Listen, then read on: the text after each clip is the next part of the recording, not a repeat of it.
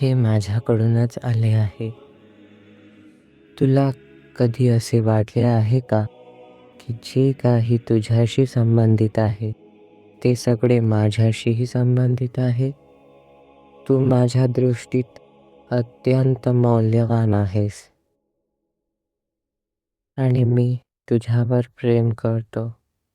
म्हणूनच तुला घडवणे, तुला शिक्षण देणे, हे मला विशेष आनंद देते. जेव्हा परीक्षा आणि दुष्ट शक्ती, शत्रू नदीसारखे तुझ्यावर तुटून पडतात, तेव्हा हे जाणून ठेव, हे माझ्याकडूनच आले आहे. तुझ्या अशक्तपणाला माझ्या सामर्थ्याची गरज आहे आणि तुझी सुरक्षितता मला तुझ्या जपण्याची परवानगी देण्यात आहे. हे मी तुला शिकवू इच्छितो. जेव्हा तू अशा कठीण परिस्थितीत सापडतोस, जिथे लोक तुला समजून घेत नाहीत, तुला दूर लोटतात, तेव्हा हे जाणून ठेव, हे माझ्याकडूनच आले आहे. मी तुझा देव आहे. तुझ्या आयुष्यातील परिस्थिती माझ्या हातात आहेत.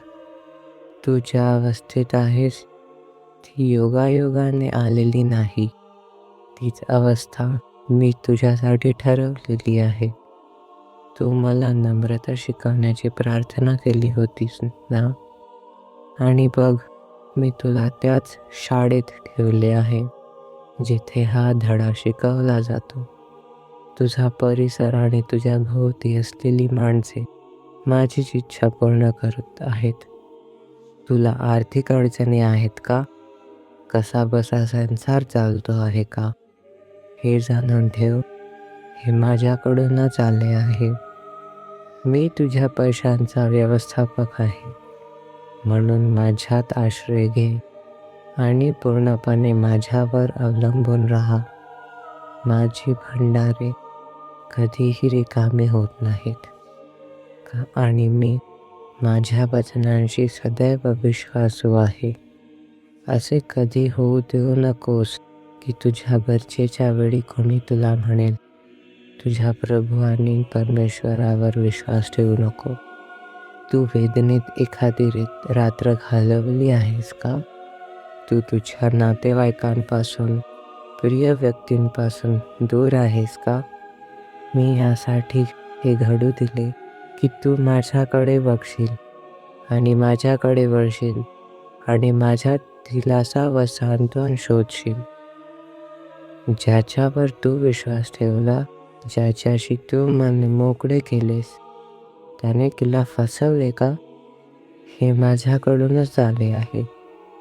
मी ही निराशा तुला स्पर्श करू दिली, जेणेकरून तुला कळावे की तुझा खरा सर्वोत्तम मित्र म्हणजे प्रभूच आहे. सर्व काही माझ्याकडे आण, मला सर्व काही सांग. कोणी तुझी निंदा केली आहे का? ते माझ्यावर सोपव. माझ्याशी चिकटून राहा, म्हणजे तू लोकांच्या विरोधापासून लपून राहू शकशील. मी तुझा न्याय प्रकाशासारखा उलळवीन आणि तुझे जीवन दुपारच्या सूर्याप्रमाणे तेजस्वी करीन. तुझे बेत उद्ध्वस्त झाले का? तुझा जीव थकला आहे का? तू पूर्णपणे खचून दिला आहेस का? हे माझ्याकडूनच आले आहे. तू स्वतःचे बेत आखलेस, स्वतःची उद्दिष्टे ठेवलीस आणि ती माझ्याकडे आशीर्वादासाठी आणलीस. पण मला तू सगळे माझ्यावर सोपवावे, जेणेकरून मी तुझ्या आयुष्यातील परिस्थिती स्वतः मार्गदर्शित करू शकेन. कारण तू नायक नाहीस, तू अनाथ आहेस आणि मी तुझा पिता आहे.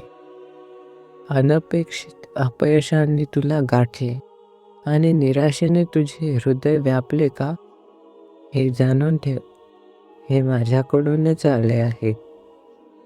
थकवा आणि चिंता याद्वारे मी तुझ्या विश्वासाची परीक्षा घेत आहे. माझ्या वचनांवर तुझा किती दृढ विश्वास आहे आणि तुझ्या प्रार्थनेतील धैर्य किती आहे ते पाहत आहे. तू तुझ्या प्रियजनांच्या काळजी मला का सोपवत नाहीस? त्यांना माझ्या दैवी प्रेमाकडे का सोडत नाहीस? त्यांना माझ्या सर्व पवित्र मातेस व तिच्या संरक्षणास का अर्पण करत नाहीस? गंभीर आजार तुला घडला आहे का, जो बरा होऊ शकतो किंवा कदाचित बरा होणारही नाही, आणि तुला खाटेवर खिळवून ठेवले आहे का? हे माझ्याकडूनच आले आहे. या शारीरिक वेदनांद्वारे मी तुला अधिक खोलवर ओळखून घ्यायला शिकवत आहे. या परीक्षेविरुद्ध कुरकुर करू नकोस. लोकांच्या आत्म्यांच्या तारणासाठी असलेल्या माझ्या योजना समजून घेण्याचा हट्ट करू नकोस. फक्त शांतपणे, नम्रतेने माझ्या भल्यापणापुढे मान झुकव. तू माझ्यासाठी काहीतरी महान करावे असे स्वप्न पाहत होतास, पण त्याऐवजी तू वेदनेच्या खाटेवर पडलास. हे माझ्याकडूनच आले आहे, कारण तू तुझ्या स्वतःच्या कामांमध्ये आणि योजनांमध्ये इतका गुंतला होतास की मी तुझे विचार माझ्याकडे वळवू शकत नव्हतो. पण आता मला तुला सर्वात खोल विचार आणि माझे धडे शिकवायचे आहेत, जेणेकरून तू माझी सेवा करू शकशील. मी तुला शिकवू इच्छितो की माझ्याशिवाय तू काहीच नाहीस. माझी काही सर्वोत्तम मुले तीच आहेत जी सक्रिय जीवनापासून दूर ठेवली गेली आणि ज्यांनी अखंड प्रार्थनेचे शस्त्र वापरायला शिकले. तुला अचानक एक कठीण आणि जबाबदारीची भूमिका देण्यात आली आहे का?